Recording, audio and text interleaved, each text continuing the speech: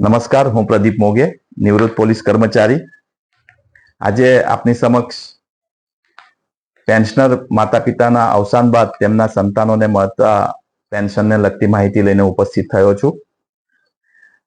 તો ગુજરાત મુલ્કી સેવા 2002 પેન્શન નિયમોના નિયમ 91 મુજબ અવસાન પામેલ પેન્શનર અને કુટુંબ પેન્શનર પતિ પત્ની બંનેના અવસાન બાદ 25 વર્ષ સુધીના અપરિણીત પુત્ર પુત્રીને નાણાં વિભાગના પત્ર તારીખ 9/3/2016 માં સ્પષ્ટ કર્યા મુજબ પાત્રતા તારીખે જો તેઓ 9,000 રૂપિયાની કુલ રકમ કરતા ઓછી આવક ધરાવતા હોય તો તેઓ કુટુંબ પેન્શનને મળવા પાત્ર છે. જેમાં અવસાન પામેલ પેન્શનરના પુત્ર કે પુત્રી અપરિણીત હોવા જોઈએ.